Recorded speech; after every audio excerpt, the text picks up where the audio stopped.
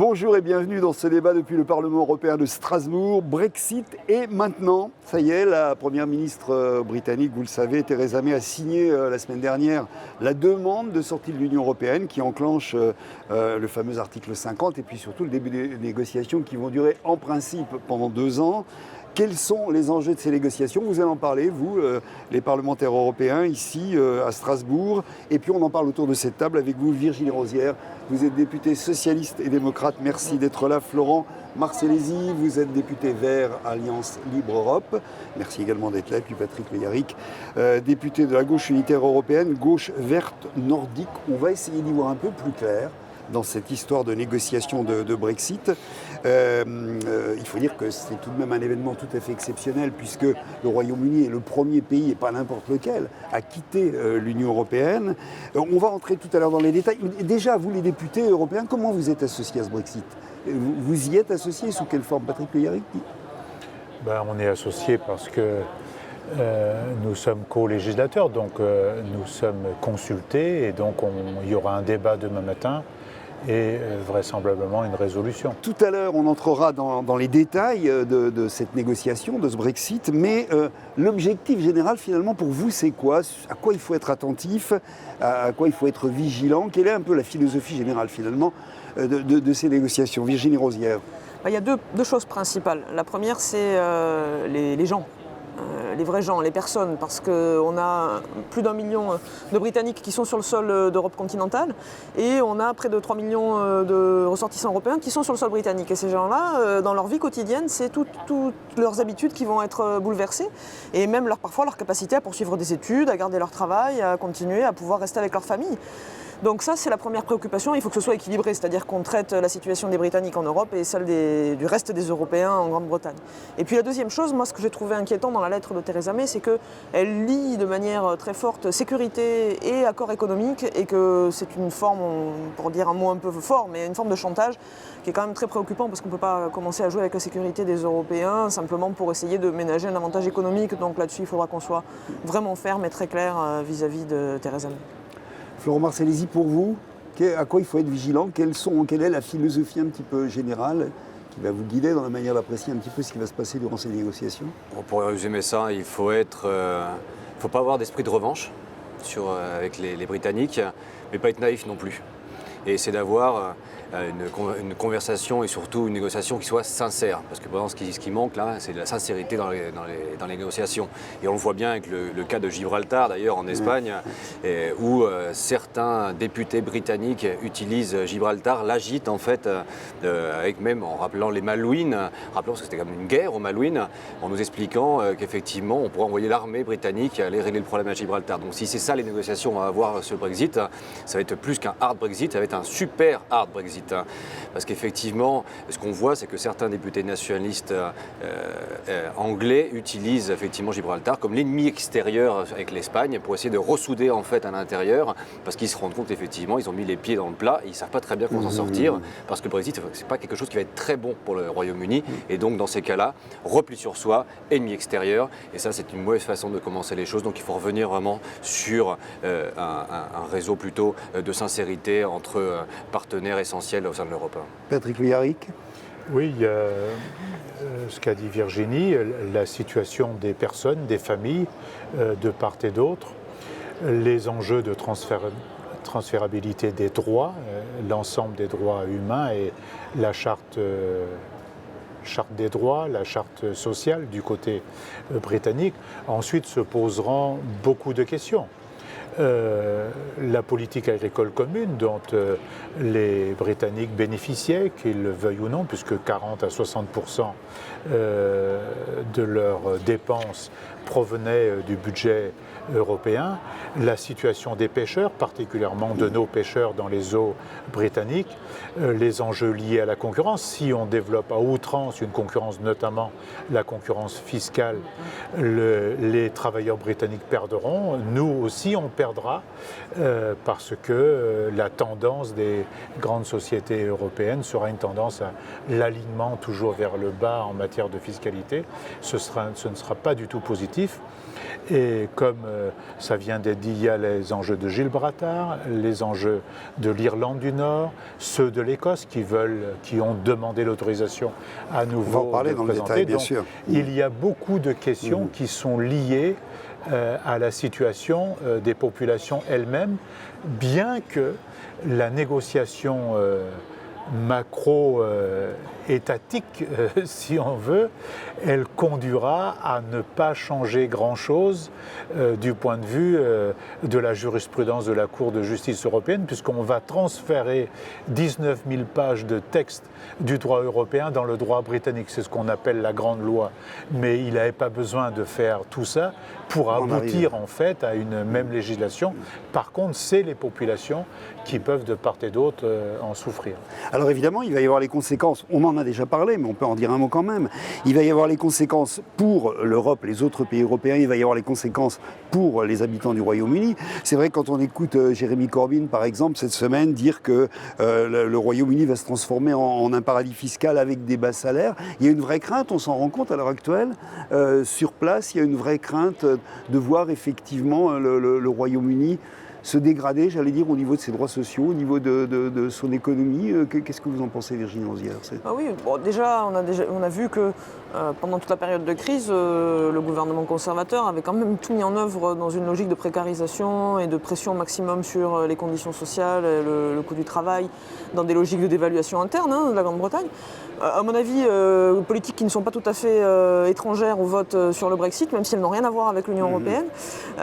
Donc on peut imaginer que si on perd les garde-fous européens qui existent en matière sociale, comme le disait Patrick, et qui étaient mis en avant d'ailleurs par les syndicats britanniques au moment du débat sur le référendum, là, on a des garde-fous qui tombent, et dans une logique de concurrence exacerbée entre l'Union européenne et le reste de l'Europe, on peut continuer effectivement dans une voie de précarisation et de pression sur les salariés en Grande-Bretagne. C'est malheureusement une optique qu'on ne peut pas exclure. Et puis l'hypothèse du paradis fiscal, elle a été avancée, y compris par Theresa May, en disant qu'elle elle envisageait tout à fait, si ça se passait mal, d'établir un paradis fiscal aux portes de l'Europe. Donc c'est là encore une logique de discussion, comme le disait Florent, qui est quand même très préoccupante, parce qu'on n'est pas sur une logique de essayons de trouver le meilleur compromis mutuel, mais bien d'une concurrence exacerbée et de mesures de rétorsion successives, avec à la fin simplement les citoyens de part et d'autre qui en supportent les conséquences.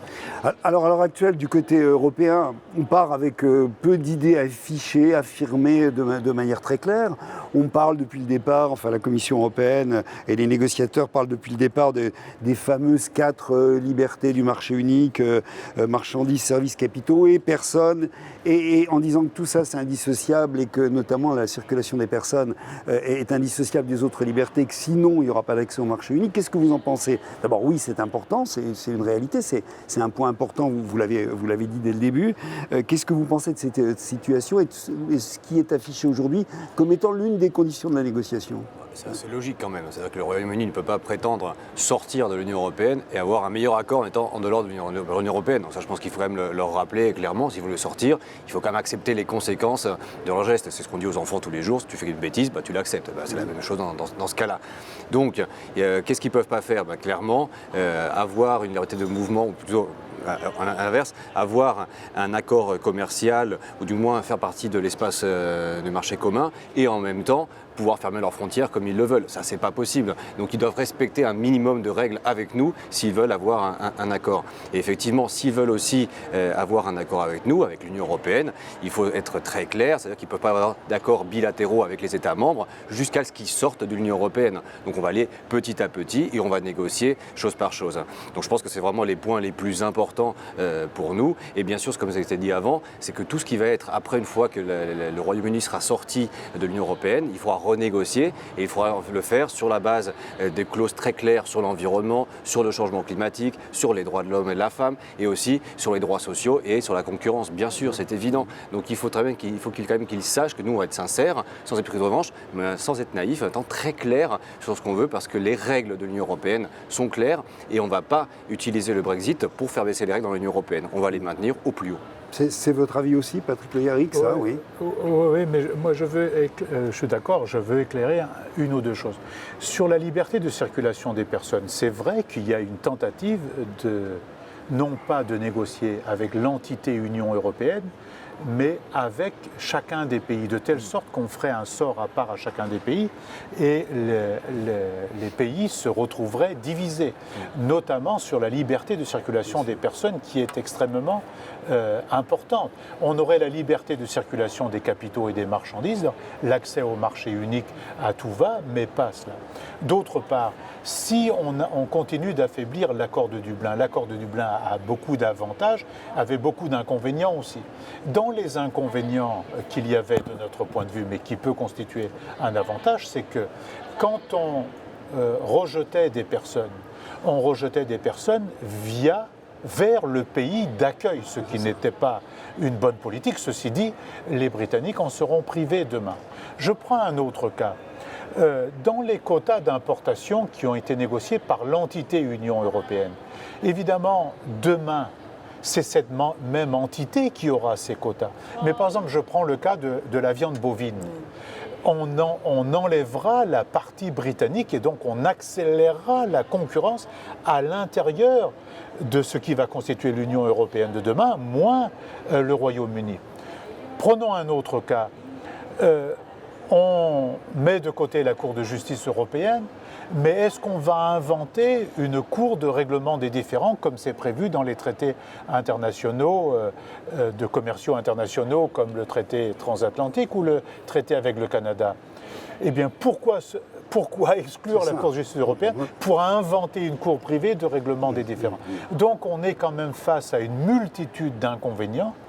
Et ces inconvénients ne sont pas tellement pour les multinationales ou pour les fonds financiers dans la négociation qui se prépare, mais à chaque fois pour le monde du travail et de la création.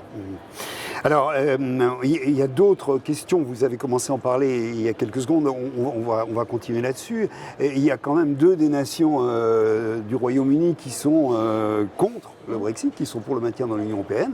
Et on s'aperçoit aujourd'hui que cette question-là, on en a parlé, on le sait, on le savait avant le référendum, mais cette question est en train de monter de plus en plus. C'est le cas de l'Écosse, par exemple, et c'est le cas également de l'Irlande du Nord.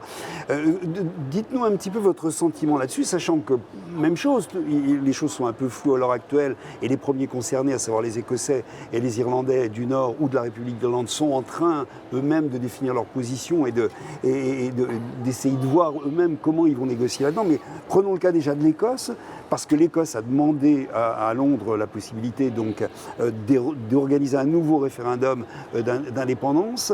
Alors, est-ce qu'il s'agit d'une façon de faire pression un petit peu pour obtenir une négociation particulière pour l'Écosse? On n'en sait rien, mais en tous les cas, la situation est à l'heure actuelle. Virginie Rosière, qu'est-ce que vous en pensez de cette situation de l'Écosse, qui a voté massivement contre le Brexit et qui insiste aujourd'hui pour dire dans ces conditions-là, nous on ne sort pas et on sort du Royaume-Uni? Je pense que l'Écosse procédera à un nouveau référendum avec de vraies chances de cette fois-ci quitter la Grande-Bretagne pour choisir de rester dans l'Union européenne. Qui plus est, en plus la position du gouvernement espagnol a évolué, qui ne s'oppose plus justement à une sécession de l'Écosse et au fait qu'elle rejoigne l'Union européenne. Donc c'est à la limite, je dirais c'est presque le cas le plus simple parce qu'on a un processus d'autodétermination qui est relativement serein, encadré et la question c'est est-ce que le référendum aura lieu avant ou après la conclusion d'un accord et avant ou après les 2 ans. Moi je comprendrais que l'Écosse veuille le faire avant puisque si elle veut rester dans l'Union européenne, ce serait problématique pour elle de sortir pour ensuite y rentrer. Mais ça à la limite c'est le gouvernement, ce sera une négociation entre Britanniques entre Anglais et Écossais. Et il y a 2 cas beaucoup plus problématiques. Le plus problématique, je pense, c'est l'Irlande du Nord, parce qu'on a quand même une situation extrêmement conflictuelle, des années de guerre civile qui ont été résolues avec un fragile équilibre. Et justement, le fait que la frontière n'en soit plus une entre l'Irlande et la Grande-Bretagne, portée par les accords européens, est fortement remise en question. Et du coup, la recréation de cette frontière, outre les effets sur la vie quotidienne des habitants, est surtout une source de tension énorme. Et là, j'avoue que la solution, il n'y a pas de solution toute faite qui se dessine et c'est vraiment très très préoccupant. Florent Marcellesi là-dessus, c'est le cas. En fait, il y a 3 cas. Et Gibraltar également. Oui, il y a Gibraltar. Enfin, bien donc sûr. 4 cas si on compte Gibraltar, parce que j'aurais peut-être ajouté un 4e cas à la fin. Donc il y a le premier, c'est l'Écosse, effectivement, la position du gouvernement espagnol qui a changé, et c'était un peu le coup de tonnerre pour les Britanniques, parce qu'ils pensaient effectivement qu'il allait avoir un veto de l'Espagne sur une possible entrée de l'Écosse dans l'Union européenne pour éviter le cas catalan. Mais donc là, on a eu un virage à 180 degrés qui permet que l'Écosse puisse rentrer. Donc c'est très compliqué pour Theresa May de ne pas accepter justement un référendum, parce qu'il y a un référendum pour le Brexit d'ailleurs, il y a un référendum déjà en Écosse, donc ça va être très très dur pour elle de ne pas l'accepter. Et en plus, ça va être très très dur de le gagner après pour que l'Écosse reste dans le Royaume-Uni, parce qu'un des arguments qu'avaient utilisé justement ceux qui disaient que l'Écosse ne devait pas être indépendante, c'était de leur dire si vous partez du Royaume-Uni, vous ne serez plus dans l'Union européenne. Donc l'histoire a changé totalement, et donc maintenant, c'est très difficile de pouvoir maintenir cet argument. Donc après, on a le deuxième cas, effectivement, et là je suis tout à fait d'accord, c'est le cas aussi qu'on pourra rapprocher de Gibraltar, et on se rend compte que l'Union européenne a joué un rôle stabilisateur de paix, en fait, sur les frontières en Irlande du Nord, et aussi à Gibraltar. C'était la garante, effectivement, de cette stabilité, de retrouver effectivement une façon de vivre au-delà des conflits nationaux, grâce à une entité supra-estatale qui permettait justement d'éviter ces problèmes en Irlande du Nord, mais aussi à Gibraltar. On a 10 000 travailleurs qui passent tous les jours entre l'Andalousie et Gibraltar. Et la quatrième nation, c'est pas vraiment une nation en fait, mais c'est les jeunes. C'est les jeunes aussi, parce que les jeunes, ils ont voté pour rester dans l'Union européenne. Et qu'est-ce qu'on fait avec eux? Parce que là, Theresa May n'a aucun en fait, avenir, aucun projet pour eux en fait. C'est surtout les gens qui voulaient partir, mais qui vont être, à qui on va donner un bonbon à la fin. Et les jeunes ne savent pas vraiment comment avoir une vision d'avenir depuis leur île. Donc je pense qu'il faut vraiment s'y penser à eux, et je pense que le Parlement européen doit leur envoyer aussi un message. Et d'ailleurs, une des propositions, c'est que toujours les jeunes du Royaume-Uni puissent avoir accès d'une façon ou d'une autre au programme Erasmus, justement, parce que je pense qu'il faut avoir cette vision de futur, de dire c'est quand même possible que les jeunes, dans quelques années, veuillent revenir dans l'Union européenne, et il faut quand même laisser une porte ouverte au Royaume-Uni. Bon, sur ces deux points, Patrick Le Yarrick, sur la question de l'Écosse et de l'Irlande. J'ai rien à ajouter. Ouais, c'est la même chose, ouais, c'est ça. Alors, on est en train de se dire tout de même autour de cette table, finalement, c'est dommage quand même que le Royaume-Uni quitte l'Europe, et on ne voit pas bien comment c'est possible en dernier instant. Enfin, on se rend compte que là, dans la négociation qui s'annonce, personne n'y va de gaieté de cœur dans ce débat. Non, pas de gaieté de cœur, et de surcroît, le risque quand même existe que ceux qui ont protesté, ceux qui ont voulu protester en votant pour sortir de l'Union européenne, peut-être que ce seront ceux qui seront les plus perdants encore. Parce que moi, je ne suis pas un défenseur des politiques européennes telles qu'elles se font, mais quand on épluche les avantages et les inconvénients de cette sortie de l'Union européenne, on voit bien que les conséquences peuvent être dramatiques pour ceux-là même qui se sont laissés embirlificoter dans un projet, dans un nom qui a été un nom qui n'était pas un nom positif, qui n'était pas un nom de construction. Au contraire, c'est plutôt un nom de destruction, et peut-être de précarité supplémentaire, de mal-vie supplémentaire, de pression sur les salaires supplémentaires. Si on poursuit ce que vous dites là, je parle à Virginie Rosière, on a craint à un moment donné, enfin tout de suite en tous les cas après le référendum, après les résultats du Brexit, que ce Brexit sonne un coup de tonnerre en Europe et donne le signe d'une certaine débandade possible. Qu'est-ce que vous en diriez aujourd'hui? Vous diriez un peu ce qu'est en train de dire Patrick Le Yarrick, c'est-à-dire que ça a plutôt quand même un peu renforcé les velléités pro-européenne des autres pays européens ou pas? Ou est-ce que tout ça est encore très instable? On peut le souhaiter, c'est que ce soit un choc salutaire pour la cohésion européenne, et que ça appelle les autres pays européens à retrouver le sens de leur projet, le sens de cette solidarité. Il faudra de toute façon de la cohésion dans la négociation, parce que comme l'a dit Florent, il faudra ni être revanchard ni être naïf, simplement se préoccuper du bien-être, de l'intérêt des Européens, sans chercher de revanche particulière, mais sans non plus brader le bénéfice pour l'Union européenne d'un accord potentiel.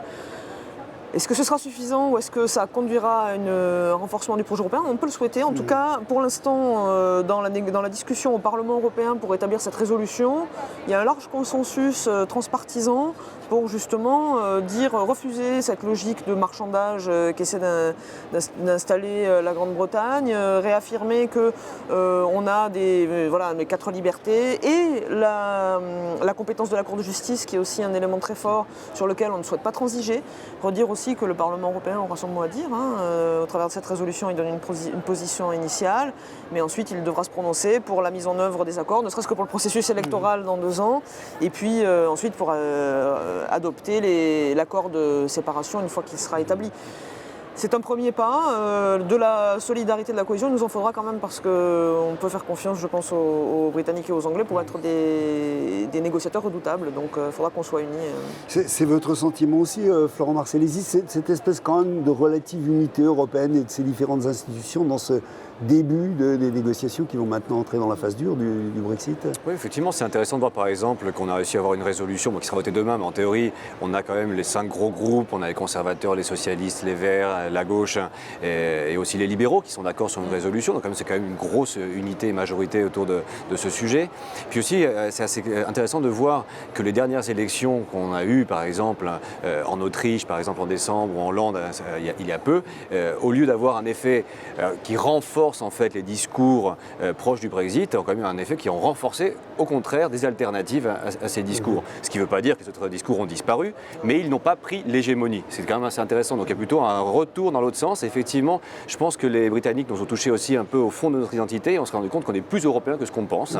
Et effectivement, ce qui nous permet de lui dire que le Brexit, ce n'est pas finalement une si mauvaise nouvelle, mais ça peut être une opportunité pour reconstruire l'Europe sur de nouvelles bases, encore plus solidaires et avec plus de cohésion. Pour terminer, oui, Patrick? Je crois que c'est ça la question de fond, c'est que certes, il n'y a nulle part, sauf dans les forces d'extrême droite, le projet de détricoter toute solidarité européenne, mais la question de fond, c'est qu'il faudrait que partout au Parlement, au Conseil européen et à la Commission, on réfléchisse avec les populations, avec les peuples aujourd'hui, sur la question de savoir comment on refonde le projet européen, qu'on tire les leçons de cela et qu'on le refonde sur le projet d'une Europe sociale, d'une Europe beaucoup plus démocratique, associant réellement les citoyens à la construction et une Europe s'inscrivant dans la transition environnementale qui est absolument nécessaire aujourd'hui pour créer les conditions d'un mieux-être, d'un mieux-vivre pour toutes et tous. On se rend compte que ces questions-là sont en train de monter quand même à l'heure actuelle, depuis les derniers mois, dans la conscience un petit peu de tous ceux qui sont dans le secteur et notamment qui s'occupent de l'Europe, bien sûr. On sent que c'est en train de monter. Écoutez, merci, je vous remercie à vous tous. On était un peu rapide parce que ici le temps nous est compté. Je vous remercie d'avoir participé à ce débat, bien sûr. Merci à vous qui nous avez suivis et puis rendez-vous une toute petite seconde encore sur le site de l'humanité.fr pour suivre l'autre débat qui est consacré à l'Europe et aux Outre-mer, c'est d'actualité. Et puis on va en parler bientôt aussi ici au Parlement européen, en mai, en juin. Au revoir, merci, à bientôt.